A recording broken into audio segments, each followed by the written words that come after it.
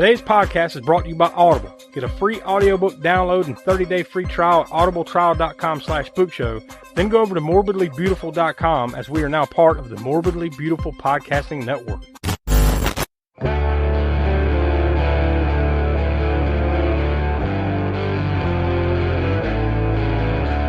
You see Santa Claus tonight? You better run, boy. You better run for your life. But Mother Superior is Santa Claus. Now I have another reason to hate Christmas. Now that hell is full, I wonder where you will go. The caller is in the house. The calls are coming from the house. You're my family now. But if you're bad boys and girls, your name goes in the bad boys and girls book, and I'll bring you something horrible. Yes, Virginia, there is a Santa Claus. Hello and welcome to the latest edition of the All-American Spookshow podcast. I'm Josh, and I'm joined here with Tiana. Hey. And the Professor Smoke. What's up? And Donnie and Will couldn't be with us, but this is, like we always say when someone can't be here, it's their loss, our game, because we're watching one of the bigger ones.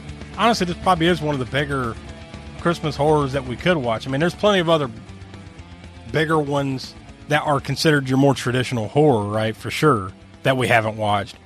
But this one's probably one of the higher grossing ones that is, and now granted, it does lean family, right, but there's a lot of horror elements to this, and this isn't strict. I mean, it's a family movie with, I don't know how to describe it, like a lot of horror elements to it, right? Like, yeah.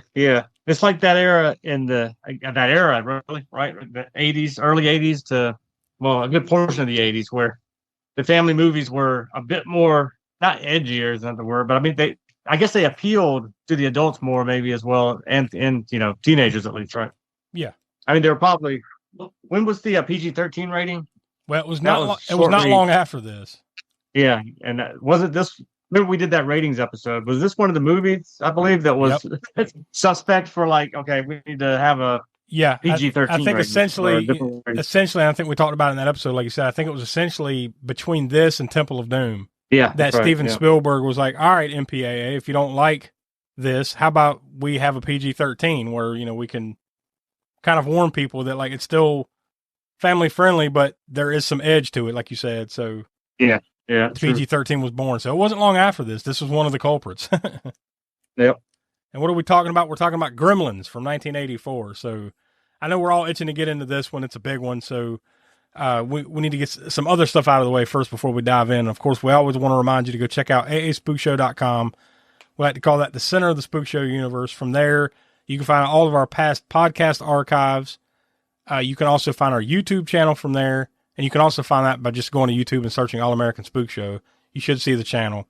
Every month we have 3 series that we rotate, and that's Grindhouse Gutter, Hammer Horror in Order, and Video Vortex. 3 different types of things, but lots of cool movies that we talk about there, and you get to see clips of the movies and everything like that. So it's a slightly different presentation than the podcast. Obviously, it's video, and they're more brief too. They're usually no more than 15 to 20 minutes long, give or take. So, and they're spoiler free.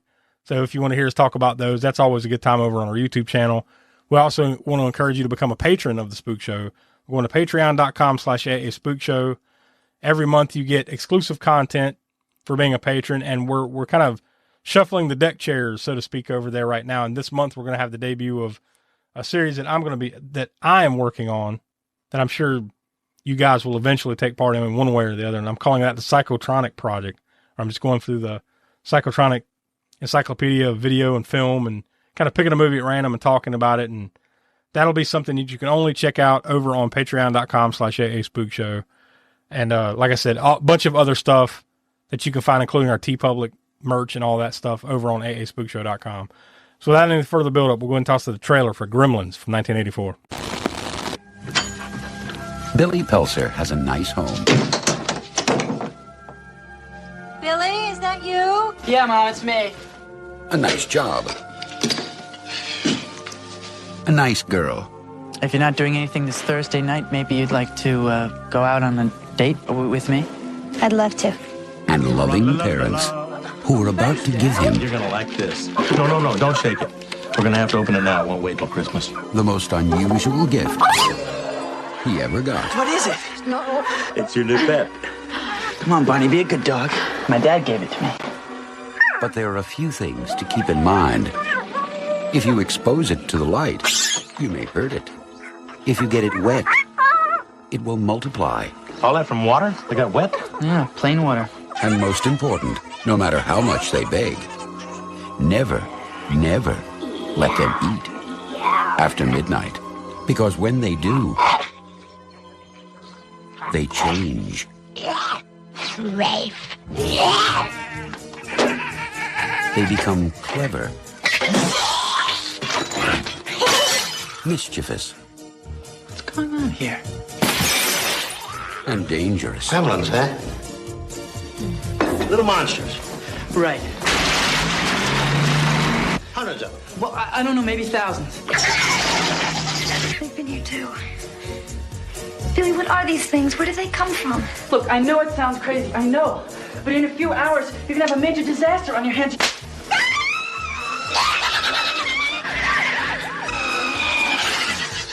Gremlins, directed by Joe Dante. They'll be expecting you.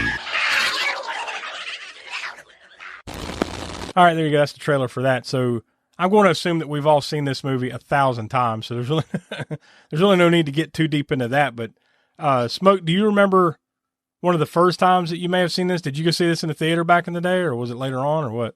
Yeah, no, I did see it in the theater back in '84, right when it. Yeah, it wasn't. Yeah. Yeah, it released the summer of '84, so it released Somebody- June 8th of 1984 was when it properly released. Yeah, I definitely saw it once in the theater. I might have even seen it twice, but yeah, I remember that first time. It was impressive. I remember thinking it was just. And I remember thinking that too at the time that wow, this movie's rated PG. It's pretty, I mean, there's no real, cussing, and of course there's no nudity in it, but you can see why they kind of wanted to go for another rating or an in between.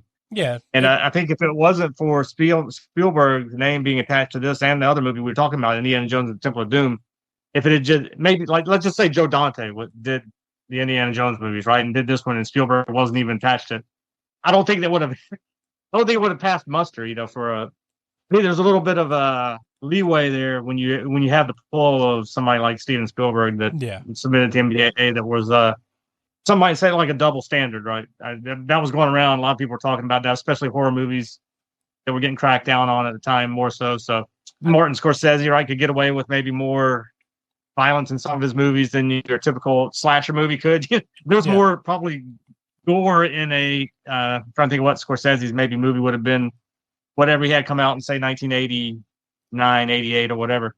There was probably more violence and gore allowed in that than there was in Friday the 13th Part 7 or 8 at the time. Yeah. So yeah, there was a big crackdown going on the horror, unless you were a big name. But even that was there was still a little bit too much violence in some of them that they ended up creating that PG-13 for. So. I do think though it's a solid argument to be made for Temple of Doom, and of course even this one, especially sitting down and watching this one all the way through for the first time in a couple of years. Mm-hmm. Like, there's an argument to be made that there needed to be some in between, because this definitely is not PG, but it's not quite enough to say it's an R-rated movie either. So there needed to be something in the middle, because they probably did need to warn, say, parents taking their kids that are 8, 9, 10 years old. Yeah, but this got a little bit of a little bit of scary, just right. Yeah. For a kid, I mean, if you were that age, if you were like you said 8 or 9 years old, and you get depending on the kid, I guess that exactly. It depends on the kid, but there is that soft spot. There's that. I don't know what the age is, but there's like 7 to 12, 13 or so, where like you're kind of like, I don't know, like they're probably cool to see this, but maybe not. Depending on the kid. So there definitely needs to be a warning on this one for sure, especially a movie like this that is totally marketed to kids because of Gizmo and how cute he is and everything, and. Yeah. I remember even being a kid and like, that's what I looked at this movie like, it was like, oh, it's a kid's movie. Gizmo's a cool little thing, like I didn't even think about it being extremely violent until probably years later when I saw some uncut version of it, because I'm sure that was the first time I ever saw it was probably on local television, cut all to hell. So anything that was really gruesome there was taken out, right? Probably. True. Yeah, I'm sure. I don't remember. I'm sure I saw the TV cut at some time, but I don't remember what the changes were. But I'm sure they had to tone some of that down. Yeah. And the fact that did you mention that Gizmo is kind of what you gravitate towards probably as far in this movie is when you think back, think about it or whatever. That character wasn't even going to be in the movie originally. Yeah. It was Stripe and Gizmo was the same character, and there was no good Gremlins, per se. I mean, you start off as cute and cuddly, right? But then Gizmo was Stripe in the original script or whatever. So I think if Steven Spielberg said they needed a gremlin that you could get behind and she could what's the word I'm looking for, identify with, I guess, right? Yeah, as a good guy, so to speak. And so they created the Gizmo as the the good gremlin or whatever, and then that's Joe Dante said that's probably the best thing that could have happened for why the movie is remembered so fondly now, right? Absolutely. But there probably is some truth to that, where there's some artifacts of what that original movie might have looked like still in here. Because remember Dick Miller's character where he's always rambling against damn foreign cars, damn foreign everything. Like it's the running joke throughout the movie, but you can see where that probably has ties to those old, like say that old episode of Twilight Zone where there's a gremlin on the wing of the plane. And in the old stories from World War II and stuff of gremlins and unexplained things that were taking planes down and shit like that. So there probably was a little hint of where maybe Joe Dante and all of those guys wanted to go with it until they kind of familyed it up a little bit, right? I'm sure some of that's still there with that.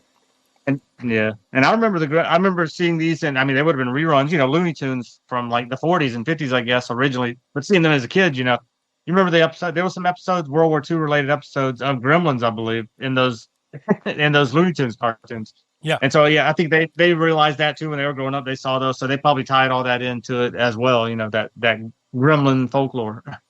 And obviously, you get Joe Dante directing this. You get Chris Columbus writing this. Spielberg is a producer on this. So, you've got the roots of those guys that we've talked about before, that kind of crop of film creators that all grew up in that same time period of watching that stuff from the 50s and 60s, right? And now that's the guys behind this movie. So you could probably see where they might have wanted to go with this originally and then had to Spielberg it up, so to speak, a little bit, let's make this a little bit more family oriented here. And every time they show Gizmo, it's like a soft, oh, he's so cute,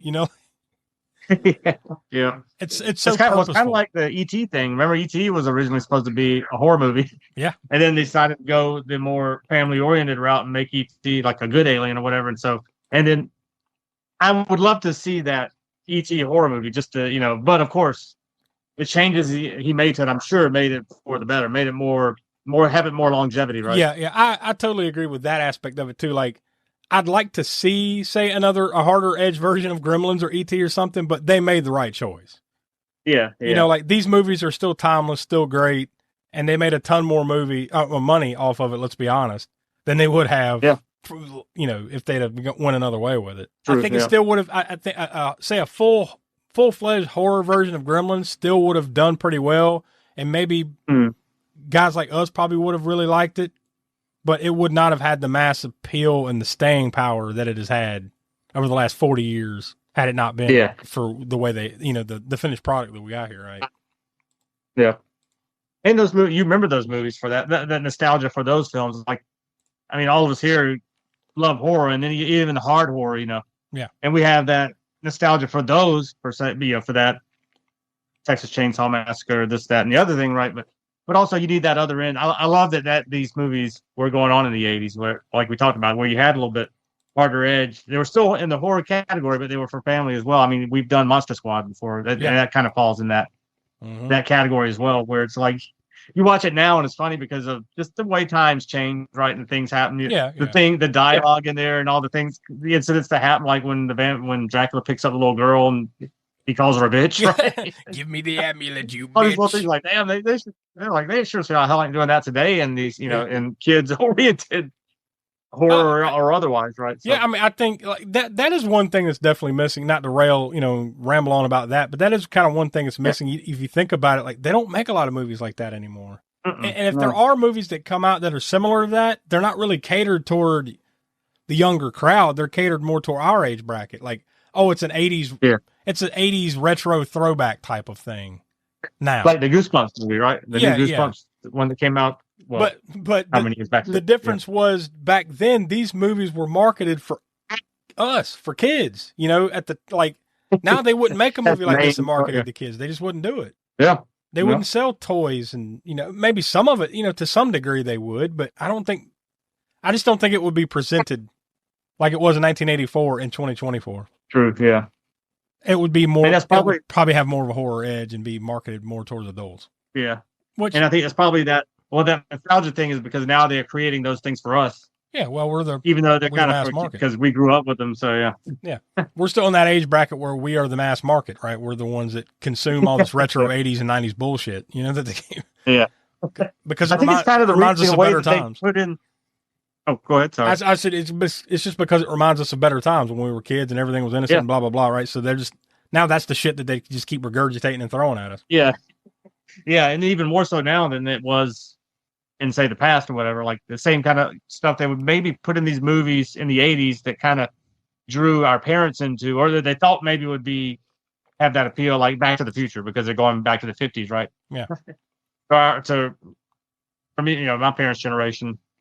So there was a lot of that 80s was kind of like the 50s coming back around again in that style or whatever. And I think that drew in your parents because my parents like Back to the Future and all that stuff too. So yeah. So yeah, I think it's that. Although it's more hyper intense today, the nostalgia factor or whatever you want, or nostalgia bait, you might even call it, right? Where I think they can put these movies out there and they know if they put this in there that it'll draw in money from our demographics and, you know, age groups or whatever. And we've talked about this before too with some recent stuff that we've watched and stuff we've talked about that, like, it's starting to wear on me a little bit. Like, I'm getting tired of that bullshit, that 80s, 90s retro, you know, but I get it, you know, I understand it. And that being said, I still consume it, right? I'm still watching it, but it's starting to get on my nerves a little bit. Like, all right, let's move it along. Come on. Like, I was there. We lived it. Let's all move on.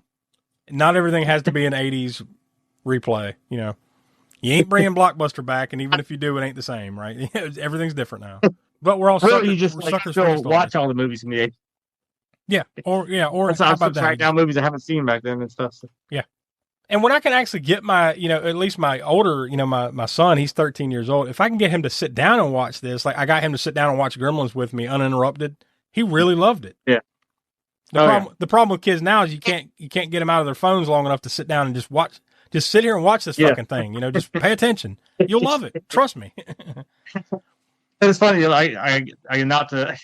We'll end up making this go down the rabbit hole of making it comparisons or whatever, but still, I think kids now also see some of these movies. Depends on the child, right? But yeah, a lot of them see these movies as too quaint, and the style that they were made in the 80s doesn't connect with them at all. And I think that has to do with technology.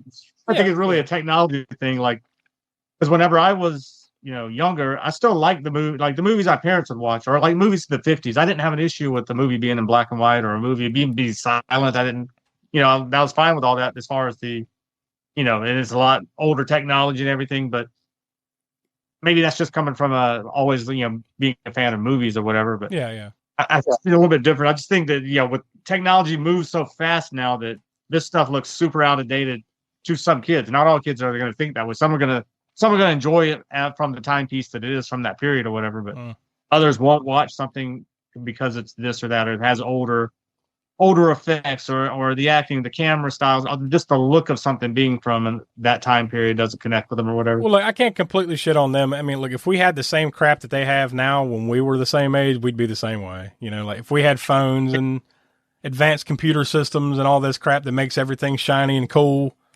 then we would have appreciated it back then too. So, I mean, we still played video games. We were looking for the latest cutting edge shit back then, you know, so it just got better. That's all.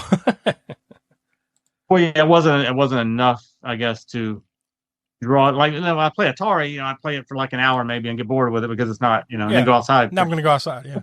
Yeah. Now it looks too good. Like you don't want, you know, now you just want to keep playing it. They don't stop and go outside, right? Like we did. But anyways, yeah, this movie was actually released wide June 8th of 1984, but there was a sneak preview that played, I guess, in certain areas at May 19th. So about a little less than a month before May 19th, 1984. It was produced by Warner Brothers and Amblin Entertainment, distributed by Warner Brothers, of course, rated PG. We just talked about that, for a total runtime of 1 hour and 46 minutes. On IMDb, it's listed as a comedy, fantasy, holiday, horror. That fits. It was filmed at, parts were filmed at Universal Studios in California, and other parts were filmed at Warner Brothers Burbank Studios there in Burbank, California, from April 27th through August 3rd, so pretty much most of the summer of 1983, for a budget, and this is crazy, just looking at the film, for a budget of $11 million. I mean, this thing looks fantastic for something that was made for $11 million. Yeah. 11 million got you. Even back then, though, that's not a low budget for back then necessarily, but it's not. No, but it's not a crazy budget. It's not a huge budget either. Yeah. Especially for something that was produced by Universal and, or using Universal, but by Warner Brothers. I mean, you'd think it would have been a higher budget, but no. Went on to a worldwide gross, though, of $153.9 million. So obviously a success, and it has become somewhat of a cult favorite, I guess, however you want to phrase that in all the 40 years since, right? We've got the top. Actually, I'm going to go through the top 13 in the box office just because it adds an extra layer of interesting to the box office that weekend. So this is the weekend of the domestic U.S. weekend of June 8th through the 10th of 1984. But just listen to this, Smoke. Jesus. Oh yeah, Christ. before you even get into that, I don't know if you've heard about 1984 is this thing, right? Yeah, it is. Of people will talk about how amazing 1984 was for music. Of the 80s, it's like one of the decades that and you see all these movies come out and you see these albums by these bands and everything, and you see, this was like the peak of the 80s, it seems, for awesome movies and awesome albums, etc. When you hear these and everything else, it's like 1984 was the mountaintop and everything else was kind of downhill after that. But for some reason, everything came together in 1984. Here's the top 13. Number 13, still playing in the theaters, Footloose. And that's on the low end, right? Footloose. Number 12, 16 Candles.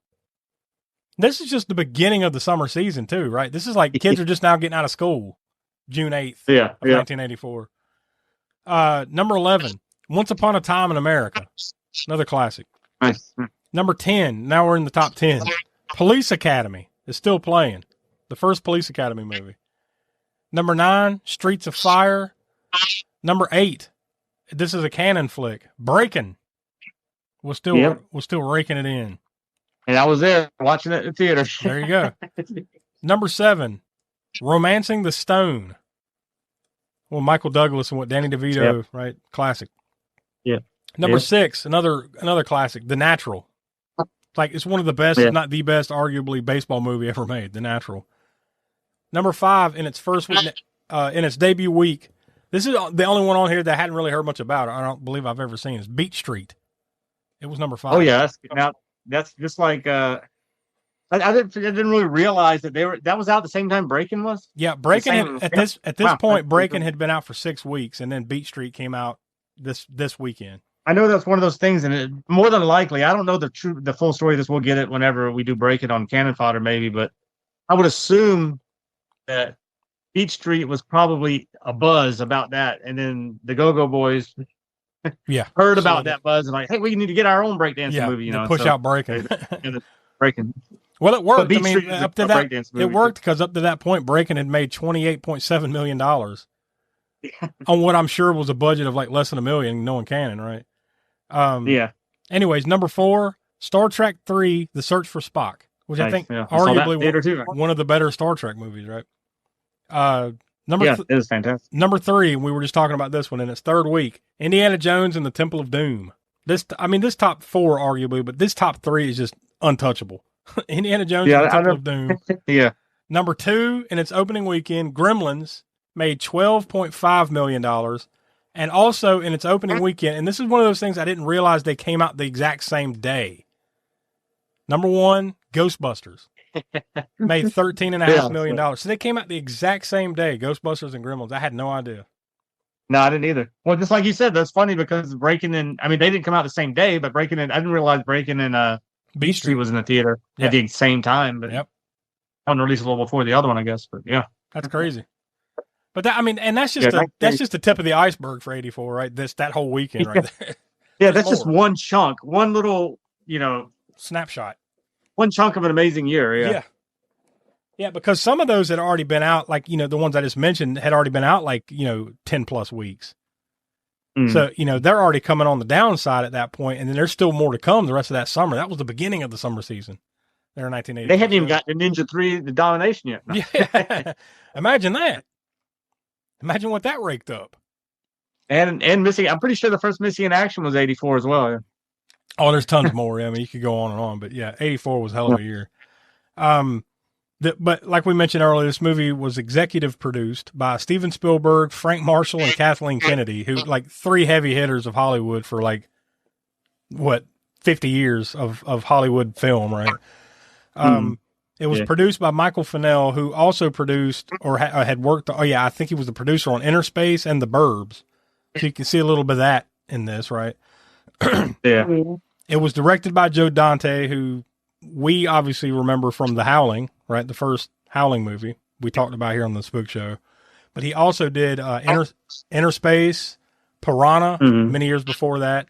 And of course, he came back to do Gremlins 2, the new batch. When was that? That came out late 88, 89, somewhere around there. 90, I don't know. I think it was 89, I'm pretty sure. Somewhere around, I didn't look it up, somewhere. But he came back for that. It was written by Chris Columbus, who also wrote The Goonies, of course. And he produced all the, pretty much, well, maybe not every one of them, but most of the Harry Potter movies were produced by Chris Columbus. So you can see a little bit of that flavor in those as well. It stars Zach Galligan. First one. What's that? I'm sorry? Oh, I think he even directed the first couple of Harry Potter I think you're right. Well, right. I think you're right. Yeah, I didn't dive deep into that, but yeah, I think you're right. Yeah. It stars Zach Galligan as Billy. He was in Gremlins 2, the new batch, of course, but he was also in, Spook Show listeners may know, he was in both Waxwork movies. Waxwork and Waxwork 2, Lost in Time. We haven't got to those yet, but I'm sure they're coming. Yeah. Every young teenager's dream. Phoebe Cates as Kate back in the 80s. She was, of course, in most well-known Forevermore from one particular scene in Fast Times at Ridgemont High. And that's something to do with like hot dogs or something. Yeah, something like that. And she was also in another, I guess, kind of a cult favorite in a way, Drop Dead Fred, that came out with the early 90s, right? She was in that. Yeah. The dad, the guy that played Billy's dad in the movie, that was Hoyt Axton as the dad, Randall Peltzer. Now he's interesting. Like he did tons of TV, a good handful of movies and stuff like that. But he was a singer. Hoyt Axton was, and he actually wrote the songs "Joy to the World," by Three Dog Night. Yeah, Jeremiah was a bullfrog. All that. Yeah, that's him. He wrote that, and he also wrote, which was a popular song in the late '60s, "The Pusher." He wrote that. Oh yeah. Oh, the one Steppenwolf did. Yeah. Yep. Oh. Okay. And it was in God damn it, Easy Rider, right? That movie. So Yeah. And he did tons of other stuff, but I think those were the big ones that had his name attached. But I thought that was crazy. Like the dude that's the kind of the klutzy inventor dad in the Gremlins also wrote like tons of popular songs. Of course, it also much smaller roles from Corey Feldman, 80s favorite, Dick Miller, who is a past Spook Show award winner. Right? He was one, I think if he wasn't the first, he was the second Scream King on the Spook Show Awards a couple years ago. And Judge Reinhold, another 80s face, had a small role in this one. So it's a heck of a cast. Oh, and another face from Fast Times at Ridgemont High. Yeah, you're right. Yeah. Lots of connections. And like you said, Corey Feldman had at least two movies out in '84 because that's when Friday 13th Final Chapter came out as well. Oh yeah, Corey Feldman is like at the height of his powers, or at least entering the height of his powers here, right? Or beginning of the height. Yeah. At least up through 87, 88 somewhere. Like he had about a 4 or 5 year window there where him and I mean, well, 9. Well, he had a longer window, but that was his height. Time of like. Yeah, by then they're kind of coming down the backside, but he's entering the prime years here of those. that last half of the 80s was all about Corey Feldman and Corey Haim, right? And that batch of dudes. Yeah. Oh yeah, License to Drive. Yeah, all that stuff. So, I mean, like, I think there's a lot of stuff we could go deep into here. But I mean, was there anything in particular I wanted to point out? I mean, because otherwise we can get into the movie. Because I think this is one that I'm sure we're the first podcast to ever talk about Gremlins, right? So. It's not one I want. There's not. I mean, like there's whole documentaries and shit probably about Gremlins. So Yeah. is there really anything we I can thought add to this? There's a little funny, like whatever thing about the Gremlins themselves that I read that because they were animatronics and they were very expensive, like $20,000 to $30,000 for some of them, depending on how much animatronics and movements they need to do. But per Gremlin, that's about how much money was invested into them. So everybody who was on the set security had to check their the trunks of their cars before they left to make sure nobody was harboring a gremlin, stealing a gremlin from the set. Wow. And there's only one part of the movie that it all looked great, and it still holds up. It looks great. There was that one part in the movie that it kind of looked cheaper than the rest, where like, I think it's when Stripe hatches all the gremlins and they're coming down the street. There's a shot like looking down the street where it's like there's one, you see Stripe, and then all of a sudden you see like 100 of them behind him. You can clearly tell that's like a scale model, stop motion animation. Like it just does not look as good as the rest. Yeah. Yeah. Other than that, though, look wise, just awesome from beginning to end. And they have to leave it like that. No, I wouldn't even suggest fixing it, but that's the only part that kind of sticks out. Other than that, I had another get off my lawn moment. It was like, leave it that way. Don't tinker with it like George Lucas did with the Star Wars movie. Just leave it, warts and all. Leave it as it is. Yep. Yeah. No, I don't advocate that kind of stuff. Like it is what it is. Was what it was. Don't mess with it. Don't all of a sudden put Jabba the Hutt in there or something like that. No reason to do all that. We don't need to start talking about that because I could go down the whole. Don't no. That's a whole Spook Show special or some shit. Yeah. Let's just rail against Spook Show Lucas. Star Wars holiday special. Oh wait, no, there is a holiday. That would be awesome. The Spook Show Star Wars holiday special. It's just us talking shit about everything that Lucas did to the Star Wars movies. Once again, I'm sure we'd be the first podcast to trudge down that lane. Let's all go to the lobby. Let's all go to the lobby. Let's all go to the lobby to get ourselves a treat. Delicious things to eat. The popcorn can't be beat. The sparkling drinks are just dandy. The chocolate bars and the candy. So let's all go to the lobby to get ourselves a treat. Let's all go to the lobby to get ourselves a treat. For you, the listeners of the All-American Spook Show podcast, Audible is offering a free audiobook download with a free 30-day trial to give you the opportunity to check out their service. So I hopped on over to audible.com and I typed in Gremlins to see what would pop up, and I actually got 47 results. But it doesn't look like anything really is about the movie Gremlins. It's just other Gremlin-related shit. Taming Your Gremlin, a surprisingly simple method for getting out of your own way. By Rick Carson. That's a whole different thing you were going down there. This one's right at 6 hours long. Good Lord. The Adventures of the Bailey School Kids, Book 13. Gremlins Don't Chew Bubblegum. So that means there's at least 12 prior books in this damn series. And it's a little less than an hour long, so it's like some kind of young kid type of book.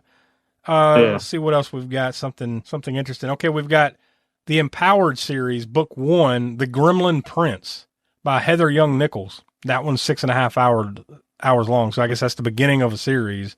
Lord knows how many of those there are. Also, here's another thing here. I have no idea what this is. I don't know if it's a podcast. I don't know what it is, but it's called Bucktooth Gremlins, and it's like a picture of Gizmo chewing on a podcast microphone. So I guess it's a podcast or something. Maybe someone planned to do it, or maybe it does exist. I don't know, but it's called the Bucktooth Gremlins. Bucktooth Gremlins? Yeah. So if that's your podcast out there, then there's your 5 minutes of fame. There you go. To download your free audiobook today, go to audibletrial.com/spookshow. Again, that's audibletrial.com/spookshow for your free audiobook. So now I'm going to hop back over to imdb.com and click on plot summary, see if they can wrap this up for us and explain it in a few less words than we can, sometimes more. Let's see, we've got a short one. A young man inadvertently breaks 3 important rules concerning his new pet and unleashes a horde of malevolently, God, I can't say it, malevolently mischief monsters on a small town. Then we've got, let's see, there's a few long ones. I'll go with this one. It just says submitted by Amazon, so I don't even know what the hell that means. But it says miniature green monsters tear through the small town of Kingston Falls. Hijinks ensue as a mild-mannered bank teller releases these hideous loonies. What? After gaining a new pet and violating 2 of 3 simple rules. No water, violated. No food after midnight, violated. And no bright light. Hilarious mayhem and destruction in a town straight out of Norman Rockwell. So when your washing machine blows up or your TV goes on the fritz, before you call the repairman, turn on all the lights and look under all your beds. Because you never can tell. There just might be a gremlin in your house. That's the last moment of the movie there, right? And that word for word what he says. That? Yeah. The narration as before the credits roll kind of thing. Yeah. I think that's literally like the end of the movie. But so yeah, there you go. I mean, not much explanation is needed. I don't think. I'm sure if you're listening to this, you've seen this movie. If not, by the way, this is your moment where we are a spoiler-filled podcast, so you might want to, if you haven't seen Gremlins for the last 40 years, what the hell, you might want to hit pause, go check it out, and come back because we're going to spoil it for you. But that's essentially what's going on here is this dad brings a present home to his son, and the present is a little furry little creature called a mogwai. And there are rules to having this mogwai, which we just mentioned. You can't feed them after midnight, can't get them wet, and they did them like bright light or something like that, right? I think that was it. Something kill them. Yeah. Although the one that, like, when you think about it a little bit, it doesn't make sense would be the feeding after midnight. It never has. What time zone? Exactly. What time zone exactly? Okay, but forget the time zone thing. Here's always been the thing with that. When is it okay? Okay, after midnight. Well, is there a time I can feed this fucking thing? Like 6 a.m. Is it? Yeah, 6 a.m. 4 a.m., 5 a.m., 6:30. When is it cool? I assume it's when the sun comes up, but I don't know. They never say that. But then you would be scared to even feed them at all after it's like, well, my gremlin died, my mogwai died starving. Yeah. I didn't know exactly what time after midnight. They told me not to feed it after midnight, and well, that's kind of open ended. But there's basic rules. Don't do that, otherwise something bad will happen, and that's what happens in this movie. Those rules are violated, and something bad happens. But essentially, though, when one of these things happens, or specifically it eats after midnight or gets wet, like these little puff balls or like eggs or whatever you want to call it, cocoons, whatever, shoot out of its back, and it creates more mogwai, right? And now in this, the setup is it gets water spilled on it. These things come out. Now there's 5 more mogwai, and then the mogwai trick him into giving them food after midnight. Yeah. So once I guess now that they're mogwais, they're like these copies of Gizmo. Once they eat food, they ate a bunch of like a plate of cold chicken, right? Fried chicken. Grossly, by the way, in a fucking gross scene of like, watching them like tear apart the chickens. It's fucking nasty. They then become like, they go to the next level. They enter what they call the pupal stage, where they're like basically in these cocoons and then hatch into evil gremlins is what happens. And then that's the rest of the movie, is dealing with these fucking evil gremlin beasts that keep managing to, not procreate, but, multiply, right? Like, throughout the movie, they find various ways and they keep multiplying. Most of it's through Now, water. my thing, too, is another mess up in the movie is, they multiply when they get wet. Well, they're out in this damn snow. Yeah, I thought that too, in the snow. I'm like, well, wait a minute. Multiply. I guess the snow isn't wet enough. I guess.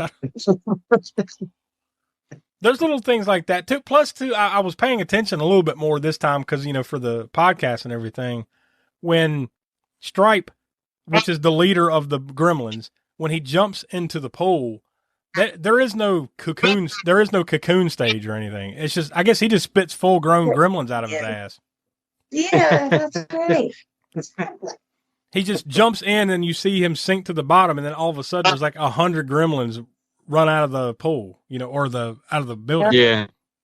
I guess what once you're an actual in your gremlin form, I guess you or can just gremlin reproduce. things or whatever, they just they skip that whole Mogwai part altogether. And I'm sure if we had the chance to sit down with Chris Columbus, Joe Dante, and Steven Spielberg, they'd But say, I- "Shut the I need fuck some up and just enjoy the explanation movie." But these are just the nits that we're trying to pick here, just for this conversation. Those are the things, you know. Yeah. Not Which, that by the way, Mogwai is an actual word. Dude, I saw that it's a Cantonese, Chinese Cantonese word meaning devil, demon, or gremlin. Yeah. So essentially, he's already called a gremlin. Just yeah, it's a nicer word until you know what it means. He's already. It may very well have been because of I don't know when they came apart the Mogwai. As far as it being, because they were all supposed to be bad initially, and there wasn't supposed to be a gizmo. So I don't know if the Mogwai was just from the beginning. This is another Chinese word for gremlin. Well, then they realized they wanted to make a ton of money on cute little plushies. So like, yeah, Gizmo, get ready. Which I'm pretty sure I had a Gizmo plushie, when I was a kid. I mean, because this came out, I had just turned 4 years old when this came out. So like, I did not see this in the theater. Didn't see it for a while. I don't think, like maybe a couple years later or something like that. It was a while probably, but I do remember watching this when I was little, but I definitely not when I was 4. Yeah, I was 9 or 10, depending on when did it come out. July. It was June, the first week of June in '84. June '84. I was 9. Yeah, I was 5. So I didn't see it at the movie theater either. Yeah.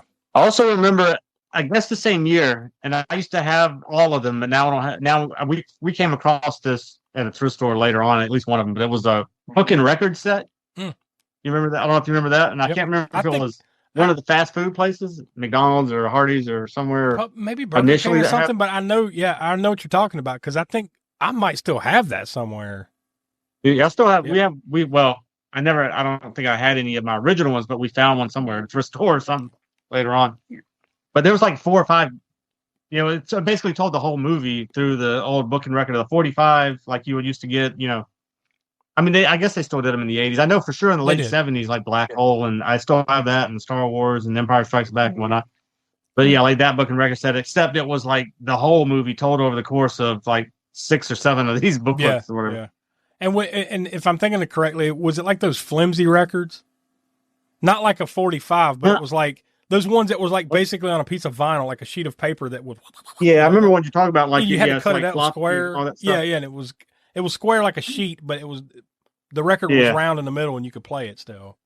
Yeah, I remember those like you're talking about, but I think this one was. I think it was a regular record. Regular 45. Yeah, I'm pretty sure it was the regular hard vinyl record. Okay. Yeah, but yeah, I remember those floppy ones that sometimes they'd have in magazines or whatever. Yeah. Matt magazine would put out something. I remember I had one, or Yeah. And it was funny because you would, as a kid, I remember getting this like, what is this going to work? How's this going to work? And you put it on and it works. What? It like blows your mind. Yeah. This little floppy. How is this happening?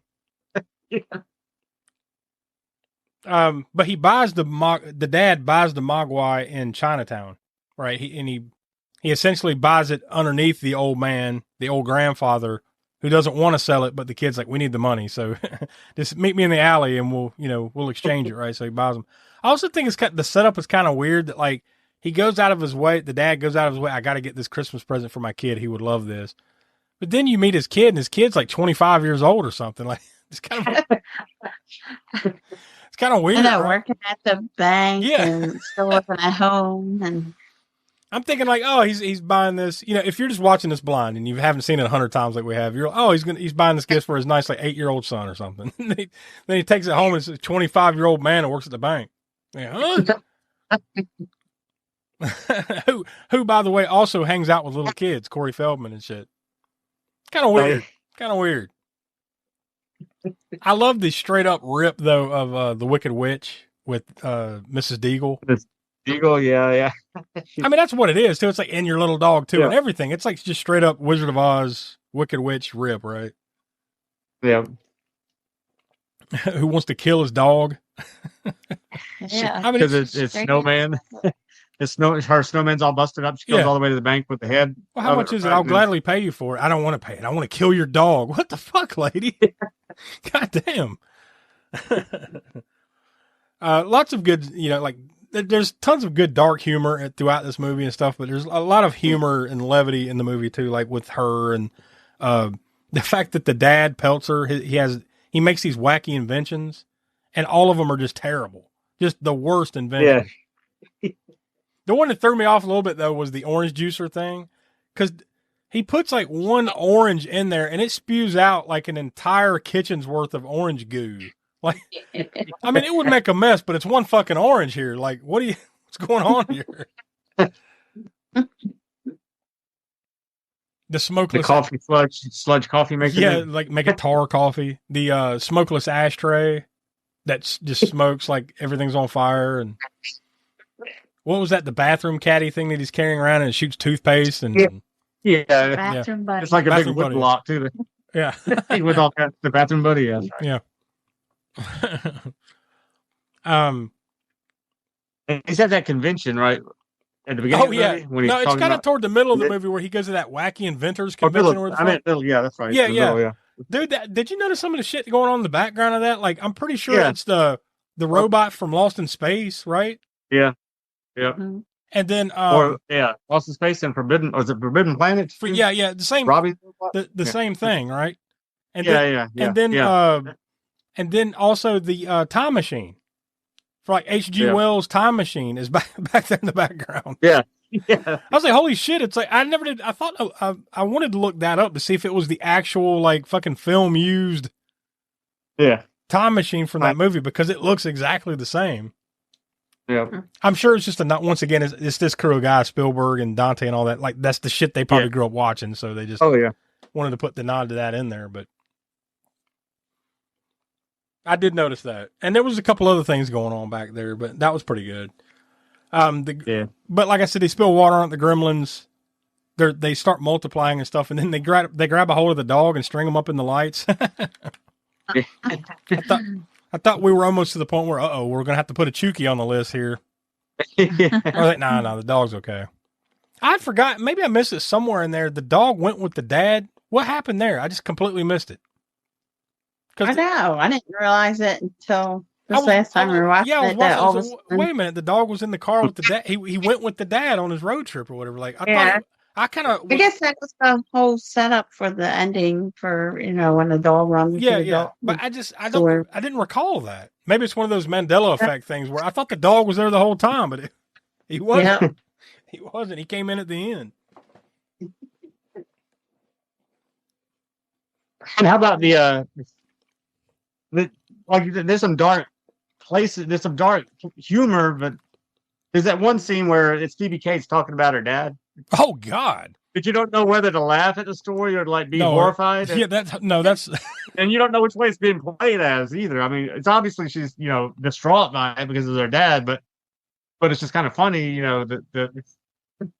So I guess it was just injecting a little bit of levity and like seriousness stuff while she hates the holiday or whatever. That's some dark shit. But at the same time, injecting dark humor into it. Yeah. I'm sitting like, that's another moment that I remembered kind of, but I'd kind of forgot about. Like I remembered there was something fucked up with her dad. Cause remember she's like, I don't like Christmas. Well, it's not a crime to not like Christmas, whatever. Right. I'm like, oh shit, wait a minute. There was some kind of story, wasn't there? Some kind of fucked up story. And then she tells the story. I'm like, oh yeah, that is dark. Her dad fucking climbs down the chimney to surprise her for Christmas and then gets hung and dies in the chimney. It breaks his neck or something. Going down the chimney or something. And then they don't find him until days later. They start a fire. Well, they start a fire though. Yeah. In the fireplace down below, and they smell this horrible smell, right, or something. That's Joe Dante and them like still getting that dark horror shit in there somehow. Like, we got to get that was another thing he wanted. That was him. That he wanted it in there and fought for it, or not fought for it. I mean, he just said that he wasn't going to cut it because the producers, including Spielberg, didn't like that scene. Didn't like that scene at all. But he was adamant about not wanting it in there, and then so Spielberg just since it wasn't his movie, it was Dante's. He let him have creative control and let it be in there. But yeah, I mean, it definitely makes. I mean, it's. I don't know. It's you get to that part. I remember it as a kid too. I'm like, damn, that is messed up. As a kid, I'm like 9 years old. As a kid, I'm like, that's terrible. Why? And then the line is Yeah. like, and that's when I realized there was no Santa. Whatever she says there. It's like, There's that God line, too. damn, like That may have well been, maybe that was the line that people were like. I don't know for sure what the gist of this whole thing was about the story, whether it was the dad dying or whether it was that part that they didn't want in the movie, because you see this as a kid, like as somebody who still believes in Santa, you're like, then you're like, what the fuck? God damn. Yeah. And then at the end, like, there is no Santa. Oh fuck. I just told you this whole horrible story and then just punch you in the gut right after it. I did love, talk about like just the ruggedness, the rugged parts of the movie. I loved when the mom fights the gremlins off in the kitchen. I mean, she just left hooking and right hooking those motherfuckers. Like one in like it's like a mixer. I don't know, we'll get a mixing bowl, some kind of grinder thing or something. I mean, she grinds that one to death. Then she immediately stabs one a few times, like, takes it out, stabbing it to death. And then tosses the other one in a microwave and turns it on and blows it up. I'm like, oh, fuck, Mom. Mom's hardcore. And then Billy comes in with the sword. And, like, I guess either he knocks the whole thing in or decapitates it and it lands in the fire. I couldn't really tell either way. The head's in the fire. Decapitated it. It was just the head in the fire. So he just straight up decapitates a gremlin with a sword. And it lands in a fireplace, and then you watch it fucking burn in the fire. It's like, God damn. That whole scene, I vividly remember that as a kid, as a 9-year-old in the theater watching that whole scene. And that was tension. That was tense there and scary as far as because the music starts playing and it's not creepy, but it's a perfect choice. Do you see what I see? That's in that scene when they're in the Christmas tree and she doesn't know they're there necessarily, but they are watching her, right? The mom and all. Mm-hmm. And then all the stuff that happens during that whole scene right there was pretty tense. I remember as a 9-year-old with the music, like perfectly creepy that you never thought of that song that way before, No. They like the whole setup of them like taking their time before they even show what the gremlin looks like. Mm-hmm. Yeah, true. Yeah. That was tension too. Yeah, because when you finally see it, I think it's when the teacher has, or the professor, whatever he is, right? He's got it, and then when it reaches over the desk, right? I think is when you kind of. Well, you kind of see it. Mm-hmm. Okay, but you don't want to see it until what's his name? It's right after that when the teacher Hanson it kills him with when what's his name comes in the school to look for him or whatever to find out what happened. That's what I'm thinking of. Then he goes into the vent, and then when he pops out of the vent, that's when you see him. Yeah, you're like, oh shit. Until then, I love that about these movies back then too. They would take their times to reveal. Now it might be, you might say, well, it's a budgetary thing. Sometimes they don't want to, that they don't want to, they don't have the money to put into these things like they do now or whatever. So you only see a little bit or piece of it or whatever. So till you get the final reveal, like Jaws, for instance, or whatever. But I love that whatever the case may be, whether the director's intentions to do that or whether it was budgetary, I think it works for these movies to build that tension up before you get the full creature, I think right after that, though, when it starts getting crazier and like now they've multiplied and there's like 100 of them running around, my two favorite scenes. Number one, Mrs. Deagle getting launched out of the side of the house. Now, you knew like the asshole that they were setting her up to be, she was going to meet a horrible end. You just knew that. It was just a matter of how, right? But they just like hot wire her wall chair, whatever you call those things that go up the side of a stairs. And then it just speeds up and then just launches her out of the side of the house. Perfect. That was Stripe that did that, wasn't it? Stripe, yeah, wasn't it? I think so, yeah. It was one of them that was just messing with it probably was. That's probably the only, really, if you think about it, it's probably the only kill in the movie where you're like, yeah, you're pulling for the gremlins. Get her ass. Like all the rest are kind of like, oh man, not him, but in that one, yeah, you want to see it happen. But then one of my favorite scenes for sure, beyond that, I love that moment. It's the bar scene. All the gremlins at the bar. Oh, yeah. I forget what the name of the bar was, but I love that. Just everything that's happening there. I even love that Kate is still trying to serve them beer. Like she's still working. Yeah. I guess she's afraid for her life, but she's still working, like pouring beer, lighting their cigarettes and stuff. There was also more gremlins running around with pistols than I remember. Like they just got guns. Yeah. They shoot each other over poker games. Yeah. Like, yeah, there's so much going on in that bar scene. It's little things like that. Like the guys playing poker in the back and just all everything going on. I could just watch that scene over and over again. The flasher, the one that just walks up and opens his coat like, man. Oh, that is good shit. That was there's another '80s thing too, an '80s trope, right? The flasher. Yeah, there's always some a lot of movies drunk pervert flasher. Yeah, every time.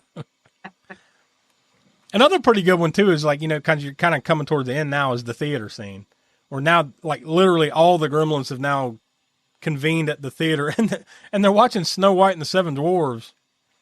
Yeah, and they're singing along with it and everything. It's like they're watching Snow White and they love it. What if you had a Mickey Mouse ears on? I think. Yeah. Yeah. It was there. Yep. Which I'm kind of, I guess in '84 Disney was kind of in their lean period there, right? There was that in the '80s was a little rough for Disney, so maybe they didn't like come down on them too hard for that. Like, you got the Mickey Mouse ears. They're watching Snow White. I'm assuming they got permission for that, but a Warner Brothers produced movie with all this Disney stuff in it. Yeah, that's true. Yeah.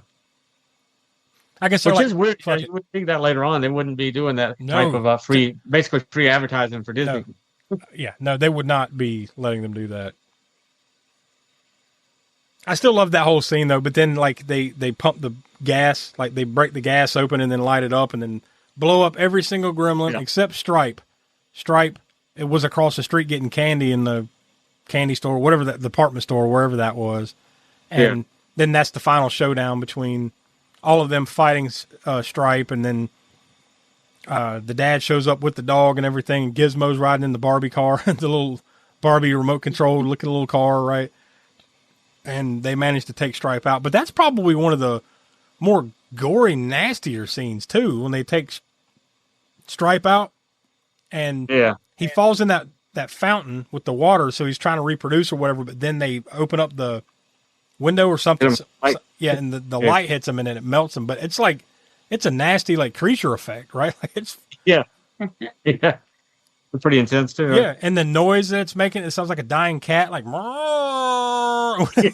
it's melting. And then you still have that jump scare moment where like, it's over, and then it jumps out of the the fountain and then just just melts street trash style, just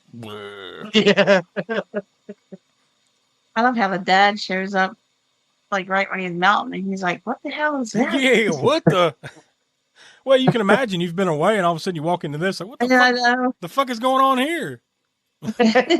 Sound chaos. And then people running out with gremlins all hanging off of him and everything.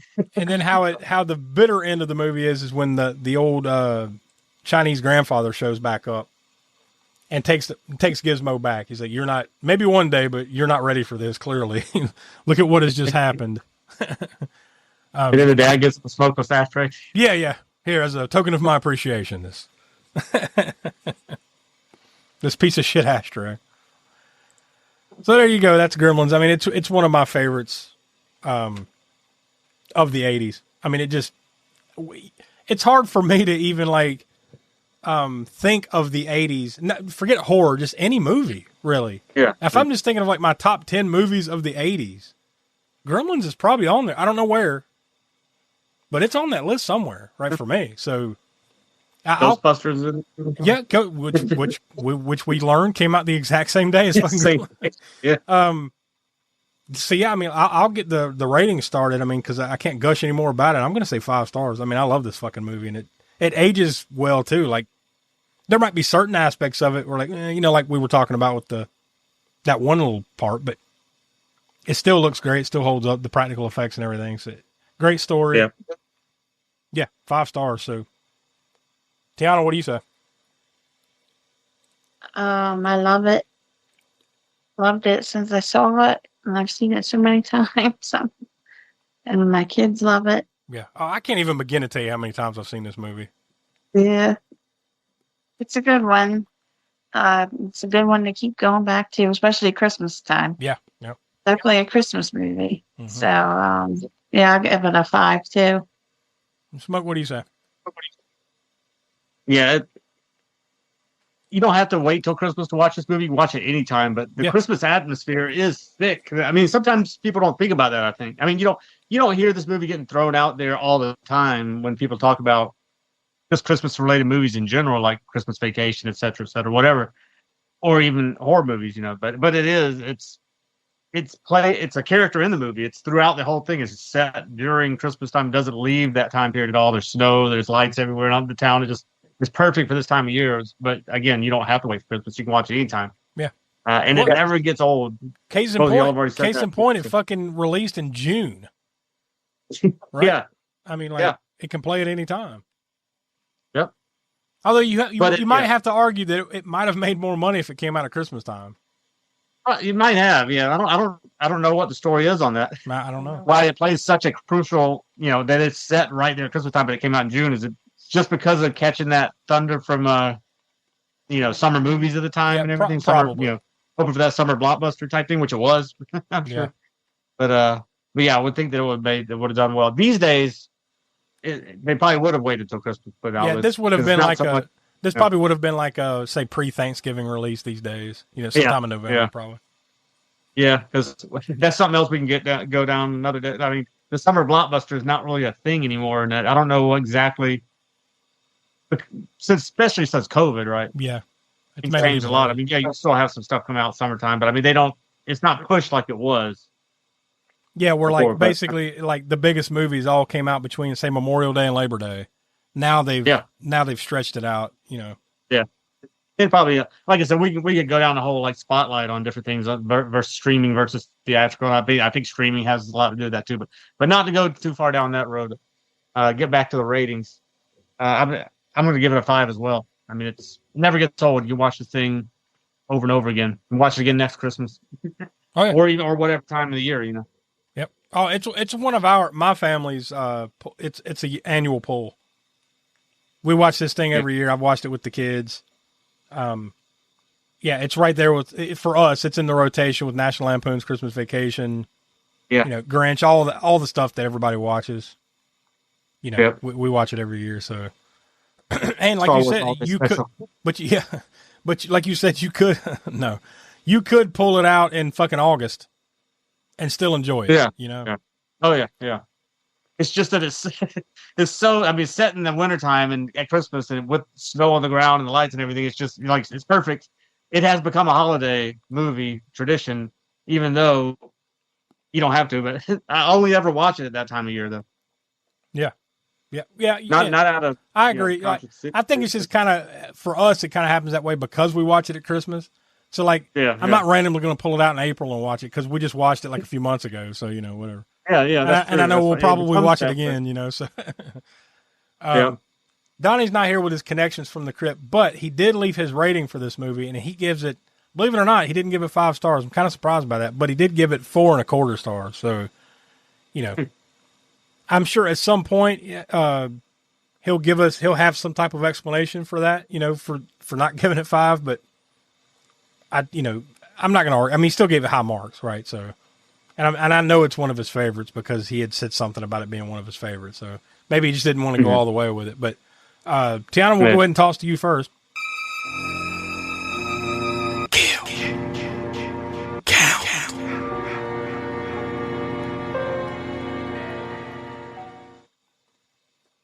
So the kill count for this is, I'm going to say about a handful because you only really see maybe 2 or 3 actual deaths. All the rest are unknown of what happened to them, or, like the 2 cops in the car that flipped over. You don't know if they died because of that or if they're still alive.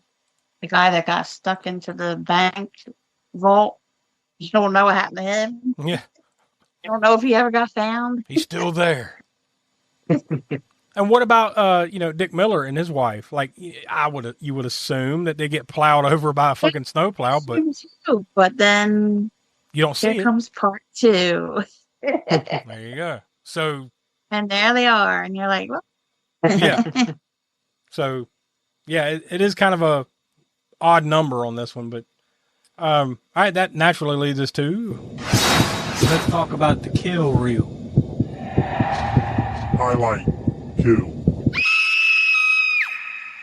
I kind of let the cat out of the bag when we were talking about the movie, but for me, it's Mrs. Deagle getting launched out of the fucking house. There's some really good ones. I mean, you could go with there's not a lot of good ones, like you said with the kill count, right? But you could say, I think you could make an argument for Stripe at the end of it melting. I mean, because that was a pretty epic death, although it's not a human, right? Yeah. Couple other little moments there, like all the gremlins, most of the gremlin deaths is what I'm thinking of. You know, people deaths though, it's Deagle. Just the town asshole getting launched out of the side of and then like just unceremoniously dumped upside down, like in her chair in the snowdrift, and the cops are just looking at her. You know, it's just great. I like that scene too, where like, and then they look over and there's some dude comes running out of the house with like 6 gremlins on him. And they're like, hey, that's old Frank or whatever. What's he got all over him? I don't know. And then they just roll the window up and I want to go back to the station. But yeah, that naturally leads us to the last little bit. Gore score. Yeah, the gore in this one is really, when you think about the humans, there's not a lot of human gore, right? It's not, there's violence. They're like Ms. Dio getting launched off it. It's excellent. And then you have a lot of humans getting killed, I think, during the Gremlins chaos kind of scene before they get to the theater at the end. But you don't see those necessarily, right? But you get a ton of gremlin carnage. Yeah. Like you mentioned the microwave massacre. Yeah. Oh God. Probably had to throw that in there. Yeah, and it's Christmas time, and then there's the Frosty thing going on, and then there's Jackie Vernon, and then that brings us back to Microwave Massacre. Yeah. It's a mess. It's crazy. It's a whole thing. And then the stabbing of the gremlins and the decapitation of the gremlins. So yeah, there's a lot of gremlin carnage. Green blood flying everywhere. The mixing bowl death, right? Splattering the walls with it. But yeah, you don't. It's not like. Not a human carnage, right? So it's not, gore score is not going to be crazy. I mean, it definitely pushes, it goes well beyond the PG, which is why they needed the PG-13 right later on. But I think I'll give it a 4 on the gore score. I think that's pretty high for a PG movie. Yeah, absolutely. And you know, we talked about it earlier, but you could make an argument for an R rating on this movie. You really could. You know, I wouldn't necessarily go there, but you could see it, right? Yeah, you could definitely see, like you're saying, what we were talking about earlier and everything about that, the need for a different rating. Yeah, because it's just right in between there. It's like it's too much probably for a PG, but it's definitely. I mean, it would have been an R. It could have been an R, and I still stick by the thing that if Spielberg wasn't attached as producer, it might have, and he had that little bit of oomph to his name. If it was just some unknown producer or director, it definitely would have gotten an R. I think it definitely would have if it was take Spielberg out of this and it's just Joe Dante doing what he wanted to do. Yeah, this is a fucking rated R movie. Absolutely. Yeah. But even as it stands, though, you could make the argument. That's maybe the one thing that pulls it back is there's little to no profanity, right? Yeah, that I recall. So true. And I think some of those MPA, I mean, but regardless of Spielberg being attached to it, like we said, they might have been looking at it from a thing of, as I was saying in the gore score, there's not really any human carnage. Yeah. Not really. I mean, there's deaths, but you don't see any real, blood flying from humans, right? Yeah. Because they're the bad guys and they're not human and they're getting slaughtered and you're getting green blood and all this stuff going everywhere. Maybe that's one of the other reasons why they kind of besides Spielberg also being attached that they edge towards let them have the PG. So possibly. So would you say a gore score 4? Yeah, I think I'll go with 4. Yeah, I think that's a good place to land. I mean, like there's some there, but it's not really necessarily human. So I mean, you could have gone to 5, and in fact, the gore score is based on Chaz Balin. As I said in many episodes, and he actually gave this gore score as well in his Deep Red Horror Handbook and probably in the Deep Red magazine somewhere as well. But he gave it a 5. I edged it down a little bit. I mean, I guess it's subjective, right? But considering how many more movies have come out since then, since even the Deep Red Horror Handbook came out, which was I think 89 or so, we've got Terrifier these days and all these other movies that are coming out in the theaters. Yeah. So, kind of, again, it's subjective, but I think I just edged it down to 4 instead of the 5 that he gave it. Well, that's a beautiful. You didn't even realize you just set up the perfect segue for just horribleness, because this Friday we're going to be throwing a bonus Christmas horror episode at you, because this Friday is Friday the 13th. So we decided to give you extra Christmas horror instead of just another Jason movie, right? We can do that anytime. This is the time of year for extra horror. And we all nominated something. This is the way we determined it. We spun a wheel, eliminated some stuff, and what do you know that it landed on? Something that people only compare to Gremlins, of course. It landed on Christmas Cruelty, which from I have not seen. I know y'all have seen it, and I think Donnie famously. Donnie was the first one, I think, to see. Yeah, he was watch one, it. yeah. All of us. And then because we almost did this a year or two ago, and he's like, "No, dude, like this will bring Christmas down to its knees." So we decided not to do it. Well, fate has brought us right back to this movie, so we're going to be watching it, and we're going to be talking about it this Friday. So, however you listen to this, that's how you'll listen to the next episode, because it'll be right here on the podcast feed or over on YouTube or wherever you're listening. That's the next episode. But then next week, our normal scheduled time, it will be cannon fodder. And, well, I tell you what, the wheel of fate has really been a cruel, fickle bitch this month. Because we spin the cannon wheel, and it's got like hundreds of Canon Films titles on there. And I guess it's kind of fitting in some ways, but not. First and foremost, there really is no Christmas-centric canon movies. As close as you can get would be what, like Invasion USA, and we've already done that. You're really towing the line there with saying that. The only other place you could go to is you'd have to go outside of Golden Globus and do the one that we just. Wait a minute, have we done that yet? Have we announced that? Has that come out yet? I don't know, but on one of these various things that we're doing, maybe. But we spun the wheel, and Tiana, I know this is one of your favorites, because you really loved The Frog Prince when we talked about that. So part of the Canon Movie Tale series, where Canon decided to do fairy tale movies for some fucking reason because they wanted to compete with Disney. Yeah, right.